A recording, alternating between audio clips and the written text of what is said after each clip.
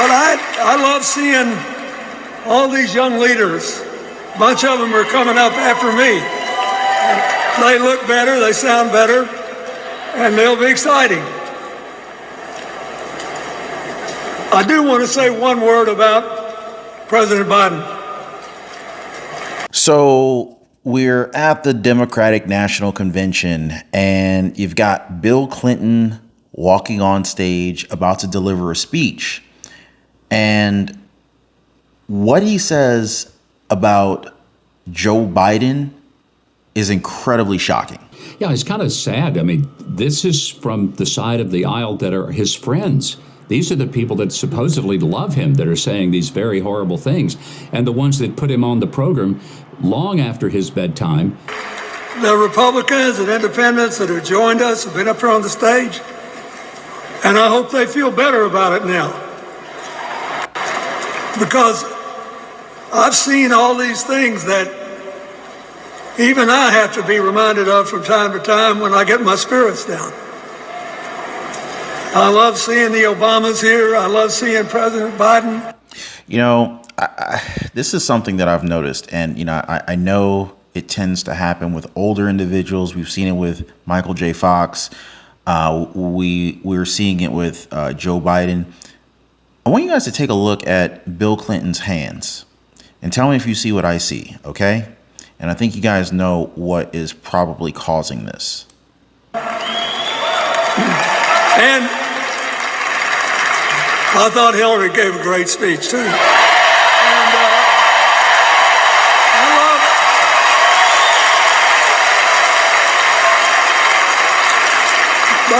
I love seeing all these young leaders. A bunch of them are coming up after me. They look better, they sound better, and they'll be exciting. I do want to say one word about President Biden. Remember, he had an improbable turn that made him president. And we were in the middle of a pandemic and an economic crash. He healed our sick and put the rest of us back to work. And wow. So the words he used, he healed our sick. He put us back to work.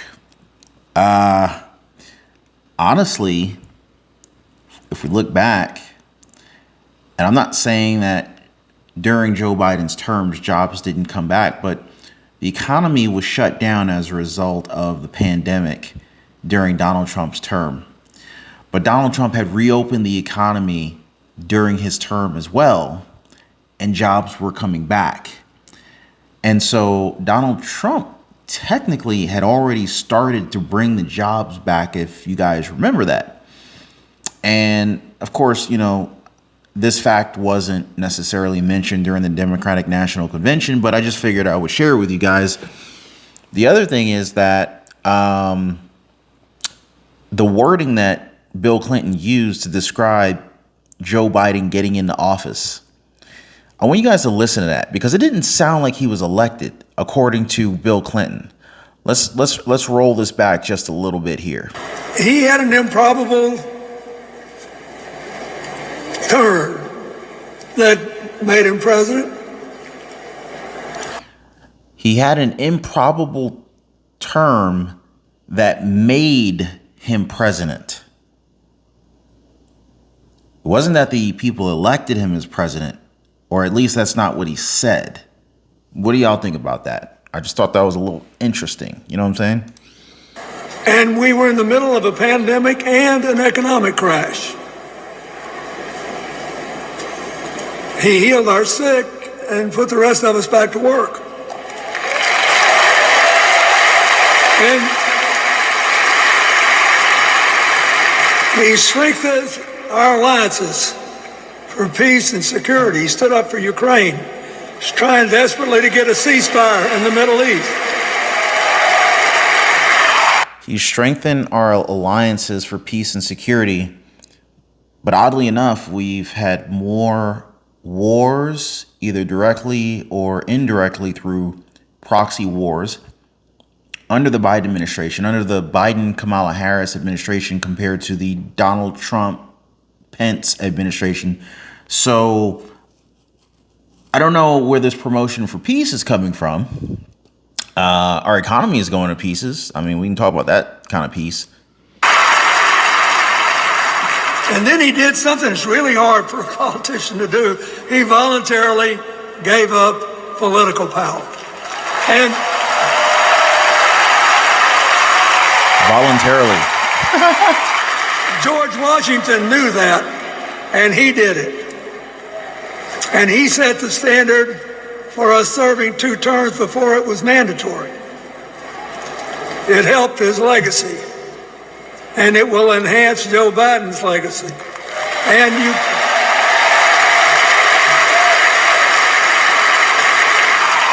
are they trying to make Joe Biden seem like a legend? I'm just wondering here. Because here you have Bill Clinton comparing Joe Biden to George Washington, who was the first president of the United States of America. And just to have those 2 names in the same sentence is a little weird to me. And, you know, Bill Clinton, he's talking about Joe Biden's legacy. Just seems a little bit odd that probably one of the worst presidents in history is being compared to a face that just so happens to appear on the oh my God, is it Mount Rushmore? Anyway, because I bring this up because Nancy Pelosi mentioned that Joe Biden's face should be added to Mount Rushmore.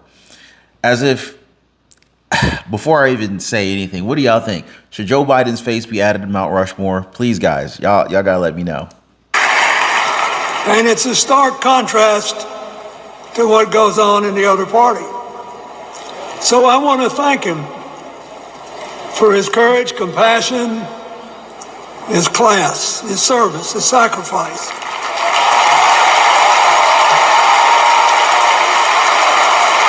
Joe Biden, thank you. And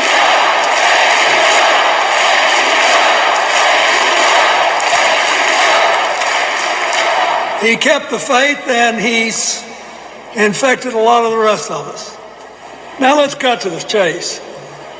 I am too old to gild the lily. I don't know what that means. 2 days ago, I turned 78, the oldest man in my family for 4 generations. And the only personal vanity I want to assert is I'm still younger than Donald Trump.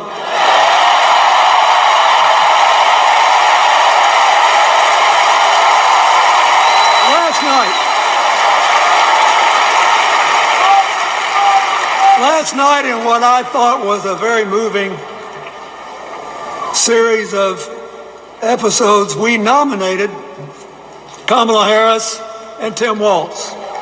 And I wonder who he means by we.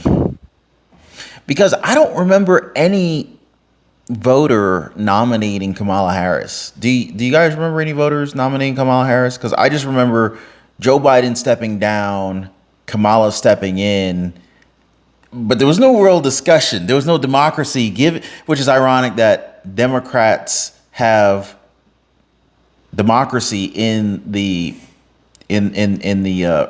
as the root word of their party, but it hasn't been really a democratic procedure that allowed Kamala Harris to be in the position she's in today. Just think about that. 2 leaders with all-American but still improbable life stories. It can only happen here. Their careers, after all, started in community courtrooms and classrooms. 2 leaders who spent a lifetime getting the good job done.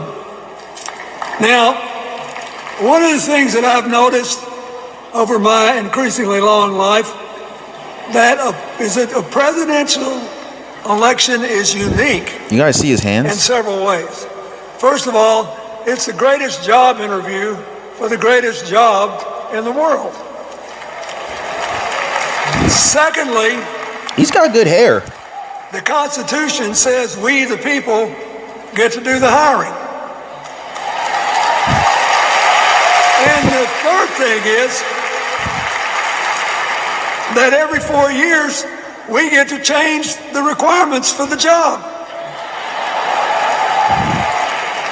So here's what I'm thinking, because I try to apply this in every election. Will this president take us backward or forward? Will this president give our kids a brighter future? Depends. Will this president bring us together or tear us apart? Will the president increase the peace, security, and stability and freedom that we enjoy and extend it to others as we can? We, the people,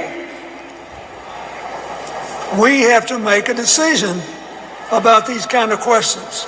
Clinton is a better speaker than Biden. And every 4 years, it's a little different because the people come at the candidates, and they say, as they're saying now, here are our problems, solve them. Here are our opportunities, seize them. Here are our fears, ease them. Here are our dreams, help them come true.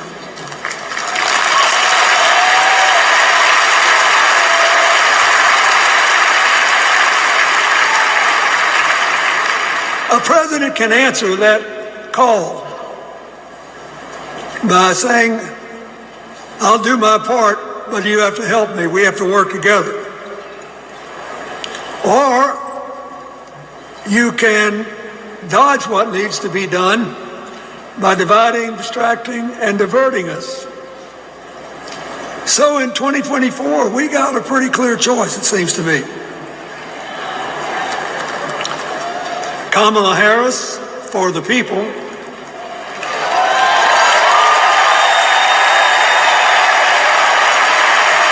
and Some bright lipstick. the other guy who's proved even more than the first go-around that he's about me, myself, and I. I know which one I like better for our country. I don't know, guys. There's a lot of folks that disagree with that last statement. You know, a lot of folks that really think that the economy was tremendously better under Donald Trump. I do have to say, though, technically the stock market is higher today than it has ever been in history. The downside to that is that if you have assets, if you're a business owner, you're probably, if you have assets specifically in the stock market, you're probably doing pretty good. And that is a direct result of asset inflation. Now, we've seen inflation in the prices of food, groceries, automobiles, cars, vacations, airline tickets, you name it, it's more expensive. Rent, home prices, assets of all kinds are more expensive. Used cars today are much more expensive than they used to be. Chipotle is so much more. You can't go into McDonald's or Starbucks today and think you're going to get 2010 or even 2018 prices. We've seen a tremendous amount of inflation. So one thing that I can say is that, yes, the stock market is much higher. But, you know, he says that this party is for the people. The problem is that the average person, the middle class, which is what this country was built on, is struggling to be able to afford a home.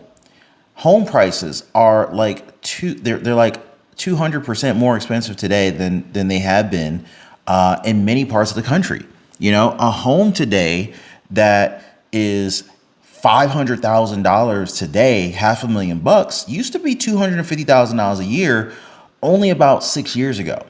So when you say you're for the people, it's just it's really hard to fathom how that could be true, especially when you look at the fact that, they say they're for the people, and they start, and I say they, I'm talking about, the Democrats, the liberals, they don't understand how business works.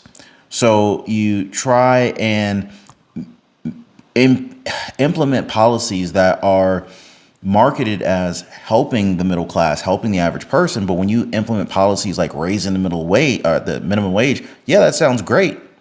But what that also does is they don't understand business, and Donald Trump does, and JD Vance does understand how business works. When you raise the minimum wage, what you're doing is you're raising the overhead for businesses that have employees.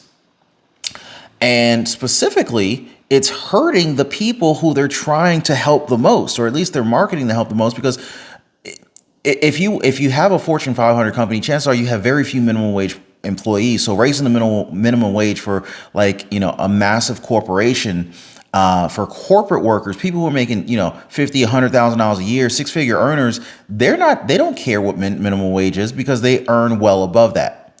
The people that they're ending up burning are business owners and some of the lower income individuals. Now, they'll say, you're barely able to get by, so we'll raise the minimum wage. So of course that sounds great, right? But what ends up happening is that the business owner says, hey, our operating expenses have gone up dramatically. We may or may not be able to afford to continue to operate as we're operating. So what ends up happening is they say to themselves, okay, since our expenses have gone up, can we afford to raise our prices? If they can afford to raise their prices, then now prices of whatever goods and services that they're offering have become more expensive. Look at McDonald's. If McDonald's has to raise their prices, or even Starbucks, if Starbucks has to raise their minimum wage, they're going to have to raise their prices. I remember going into a Starbucks years ago and I could get a coffee for less than $2. I can't do that today. Like a basic coffee now is like almost $6 in my area. I don't know about you guys, which is why I don't go out to get coffee that much. Make coffee at home. So their attempt to improve the quality of life for the lower earning individuals actually made life more expensive, because this is just one microcosm of the entire, this is one part of the whole, right? So as this company has to raise their prices of their goods or services, so will other companies that have minimum wage workers on their payroll. And so every single business owner is going to have to deal with this. And so by raising the minimum wage, they're indirectly inflating the market, because everything else cascades higher in terms of the cost that businesses are going to have to charge. Now, the other downside to that is that you look at the fact that some businesses have the freedom and flexibility to be able to raise their prices. Chipotle raise their prices. Starbucks raise their prices. There are a number of different companies that have raised their prices, and people continue to shop there. There are some companies that do not have the freedom or flexibility to be able to do that. Some companies do not have the ability to raise their prices because their customers will stop coming there. Either A, they can't afford it, or they'll just do without. Okay. Now, in those cases, what happens? Well, the business owner has to say to themselves, well, okay, we can't raise our prices, so we'll have to cut back on your hours. Or maybe we'll have to lay some people off to afford the people that we can retain at this higher minimum wage. So it's a delicate balance that the Democrats have put business owners in. And then, of course, they're talking about raising the capital gains tax. I read not too long ago how Kamala Harris wants to raise the capital gains tax to something like 44.6%, which would be the highest capital gains tax in history. Now, if you're a business owner, a great deal of your income likely comes from capital gains, and 44.6% is pretty close to half. And this is before we even talk about state taxes. Okay, so business owners who work their butts off to earn an income are literally going to get destroyed. And then what's going to happen is they're going to say, okay, well, we got to make this money up from somewhere. They're going to tax us more. Okay, well, maybe we have to reduce headcount. So it's all of these indirect, unintended consequences that the Democrats want to move forward with, that they're promoting as great ideas, but they're really not. And the sad thing is that a lot of Democratic voters aren't looking at it from this perspective. They're looking at it from, oh, Kamala's black, and she's not. And she listens to hip hop music, and she doesn't. And she has all these amazing concerts, dope concerts. They got Meg Thee Stallion and Quavo, and I think I saw Little John at the Democratic National Convention the other day. They got all these hip hop celebrities showing up for these concerts / rallies, because I think they're concerts before their rallies, people leaving after the concerts. And they get people emotionally attached to the vote without actually understanding the policies that are coming with these highly progressive agendas that are destroying America as we know it. Kamala Harris wants to get rid of the First Amendment. She wants to get rid of the Second Amendment. And she wants to intervene into the schools and promote a LGBTQ LMFAO lifestyle that kids don't need to learn about that in school. If they're interested in that, they should pursue that on their own time. They shouldn't use the school systems to promote this alternative lifestyle that they want spread across America. They want to take church out of the schools. They want to remove church and God out of America completely, and they want to leave the borders completely open. And of course, with the borders being completely open, you want to talk about helping the middle class and the lower income individuals, the lower income parts of America. Who do you think these illegal immigrants coming into the country are going to be competing for jobs against? Those are likely going to be the people who you claim to be trying to help. And a illegal immigrant who isn't paying any taxes is willing to work for a whole lot less than the average American willing to work for, in terms of a minimum wage perspective. So I hope people realize what they're getting themselves into, because this is a very big deal. Anyway, if you guys haven't already, please take a second, hit the like button for the video. Totally appreciate you guys. Thanks so much for subscribing, sharing these videos on Facebook and Twitter. I'll see you on the next one.